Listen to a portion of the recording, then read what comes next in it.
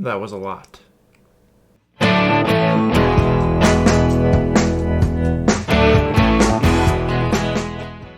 Hello, everybody. My name is Mason, and today we are talking about Stranger Things 4, Volume 1. Now, I want to preface this by saying I am not the biggest fan of Stranger Things. I do really enjoy Stranger Things 1, 2, and 3. Loved it all. But it's not like a big part of my identity as it is for a lot of people. But I was very excited for Stranger Things 4. The whole COVID stuff really messed up the schedule for it, and we've had to wait almost 2 years now for Stranger Things 4. But I've been excited. And while I did put it off in order to watch Obi-Wan Kenobi first, I did finally get around to finishing Stranger Things 4. I really liked it. I really liked it. Before we get into, just general thoughts of the show, I do want to talk about one thing that was really refreshing, and that was the episode length. Now, usually Netflix shows are about 5 minutes, an hour or so. These episodes were like an hour 20. The 7th episode was like an hour 40. Like, these are long episodes. These are like kind of like a movie for every episode. And that was awesome because one of the big complaints I have for the shows on Disney Plus is that they're just way too short. Like 6 20-minute episodes, 20, 30-minute episodes. That's not a show. That's barely like a sitcom, like, and it made sense for WandaVision because that show was a sitcom, but even with like Moon Knight, like just really short episodes and obviously a short season, but this 7 episodes for this part, they split it in half, but 7 episodes, every episode was over an hour. It was a show. My one complaint with that was having to binge it all, because I wanted to talk about this. I wish Netflix would lose this, we're going to support the bingers thing, because I don't think it does very good for them. I think, I've finished it. It's behind me. I am glad that they split it in half because now I can have Stranger Things on my mind for another month or so. But as you see with especially like the Disney Plus shows, 1 episode a week, hell, you could even do 2 episodes a week.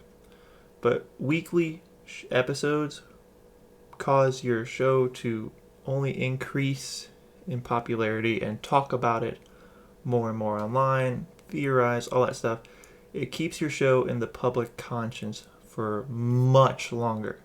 I don't know if Stranger Things is going to be talked about for more than a week until the next volume drops, and then probably a week after that drops, no one's going to be talking about it anymore. But if you do 1 episode a week or 2 episodes a week, you're going to just increase that lifespan of the public conscience. But alas, I had to binge it. And it was a good binge, I'm not going to lie. I mean, I thoroughly enjoyed it. But I wish I would have had more time to savor those episodes, Because they were quite good episodes, for real.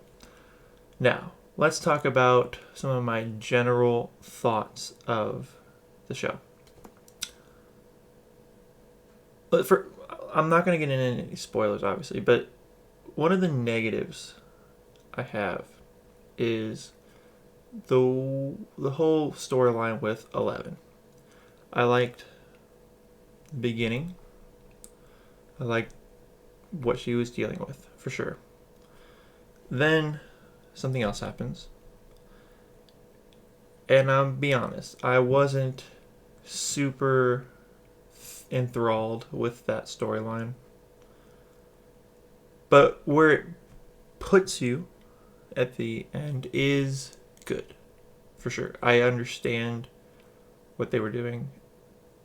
I just didn't necessarily like the execution of what they were doing.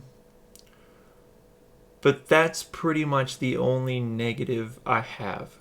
You know, Stranger Things is obviously a pseudo horror show, and there are some genuinely like scary horror elements. There's some really gruesome stuff that I will be thinking about for a while. it'll be in my dreams for sure. So there's really good horror stuff. The character dynamics are very different than they have been in the past. You know, at the end of season 3, you saw them get split up, right? And it's a very natural progression from where season 3 ended, and I like that. You know, there's tension, there's a sense of longing, there's just people grow apart sort of thing, and I like that. It's, you know, obviously you want them all to be, you know, this group that they have been, but this just seemed very natural and it works very well, and I look forward to, you know, eventually they're all going to be there, and that's exciting. That gives me something to look forward to. And I'll be honest, I thought Stranger Things was going to get old. You know, it's season 1 and 2 were kind of the same thing, and then season 3 is like, all right, it's kind of the same thing. Stranger Things 4, it's kind of different. But it's also kind of the same thing. And it wasn't old. So, yeah, that's awesome. The 80s aesthetic, you know, obviously I wasn't around in the 80s, but I am very familiar with 80s pop culture and that whole vibe because I watched a lot of 80s movies and I thought it was awesome. I thought it looked very 80s, at least from my interpretation of what the 80s looked like.